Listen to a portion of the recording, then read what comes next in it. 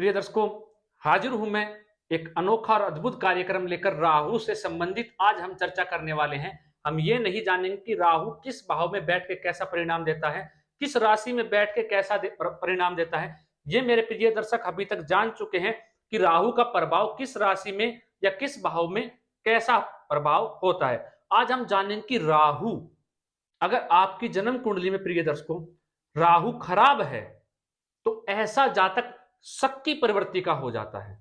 ऐसा जातक निरंतर शक करेगा किसी के ऊपर भी। उदाहरण से समझिए, अगर किसी आपके दोस्त के साथ कोई कोर्ट का मामला हो गया, पुलिस का मामला हो गया, या उनकी पत्नी के साथ विवाद हो गया, तो आपका दोस्त देखते ही आपको यह बोलेगा कि अगर मेरी पत्नी ऐसी होती तो अभी तक मुझे जेल में जाना पड़ चुका होता, वो मुझे अभी तक जेल में डाल चुकी होती। या वो कहेगा, अगर किसी का कंधा मेरे कंधे से टकरा जाए या उसके सर से टकरा जाए तो क्या कहेगा? ऐसा जाता कहेगा, अरे मेरी तो आंख फूट जाती, मैं बच गया। मतलब शक करना, हर बात के ऊपर वो शक करेगा और अपने ऊपर लेकर देखेगा किसी भी चीज को। आज हम राहु को समझने वाले हैं प्रिय दर्शकों। मैं आशा करता हूं आपको बड़ा आनंद आएगा इस विषय में। ये अनोखा है, आपको इसे समझना ही पड़ेगा राहु को, तो ही आप समझ पाएंगे कि राहु का आखिरकार प्रभाव है क्या, वो करता क्या है। तो यही प्रभाव प्रिय दर्शकों राहु का है, भ्रमित कर देना, भ्रम में डाल के रखना, इंसान को पागल बना देता है राहु जातक को।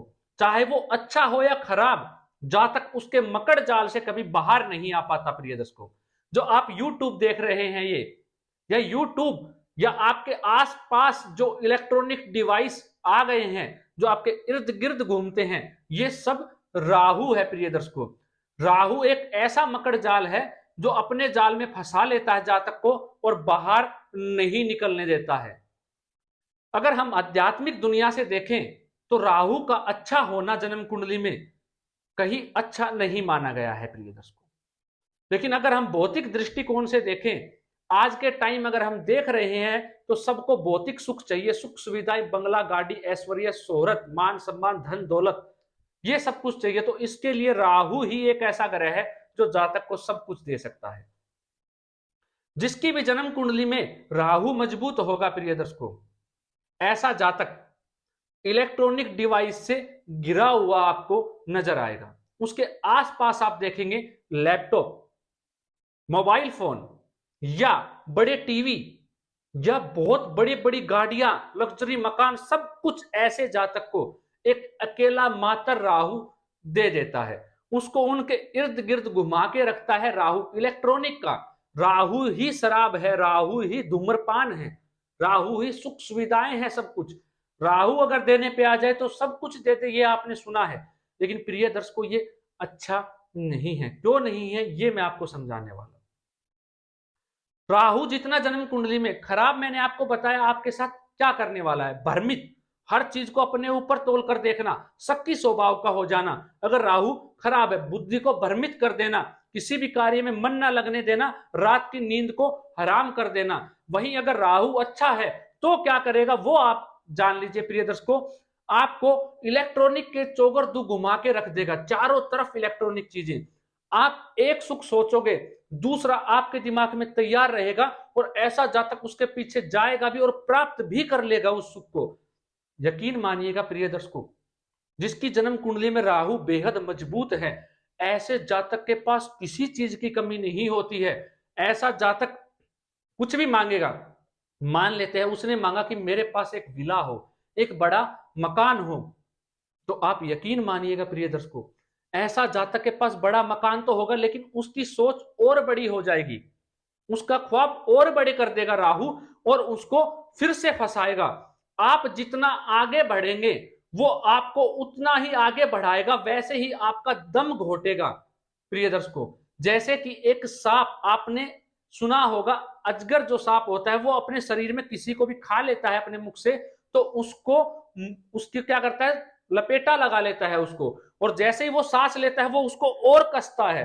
तो ऐसे ही राहु एक ऐसा ग्रह है, जितना आप श्वास लेंगे, जितनी आपकी सुख सुविधाएं वो बढ़ाएगा, वो उतना ही आपको और जकड़ता चला जाएगा अपने अंदर। यही प्रिय दर्शकों राहु है। वो आपको जकड़ता चला जाएगा, आपका पीछा नहीं छोड़ेगा। उदाहरण से समझिए, अगर आपने किसी के पास बड़ी लग्जरी गाड़ी देखी, बड़ी महंगी गाड़ी देखी, तो आपके मन में यह ख्याल आएगा, अगर आपका राहु मजबूत है, कि काश ये गाड़ी मेरे पास हो। और ऐसा जातक उसको पाने के लिए प्रयत्न भी करेगा, उसको पा भी लेगा, लेकिन फिर भी उसका मन नहीं शांत होगा। वो पाने के बाद वो किसी दूसरी गाड़ी के लिए प्रयास करेगा कि मेरे पास वो भी हो, ये भी हो, ऐसा भी हो। तो राहु एक ऐसा जाल है प्रिय दर्शकों, वो आपको ऐसे घेरता हुआ चला जाता है कि आप उससे कभी मुक्ति पा ही नहीं सकते। आप यकीन मानिएगा, राहु जिसकी कुंडली में मजबूत है, आप देखिएगा ऐसा व्यक्ति कोई आम इंसान नहीं है प्रिय दर्शकों। वो आम व्यक्ति नहीं हो सकता। वो इस बात को सुनने को भी तैयार नहीं है जो मैं आपको बता रहा हूं। अगर आप उसको ये कार्यक्रम दिखाएंगे, उसको ये बिल्कुल भी पसंद नहीं आने वाला है। जिसका राहु मजबूत होगा वो किसी की भी सुनने को तैयार ही नहीं होगा। वो अपने से सर्वप्रिय किसी को मानेगा ही नहीं। वो सिर्फ इस ज्योतिष को भी वो उस पर यकीन नहीं करेगा। अध्यात्म पे, दुनिया पे या किसी भगवान पे भी यकीन करता हुआ आपको वो नहीं मिलेगा। ऐसा जातक तामसिक भोजन में भी पड़ जाता है, तामसिक क्रियाओं में भी आ जाता है।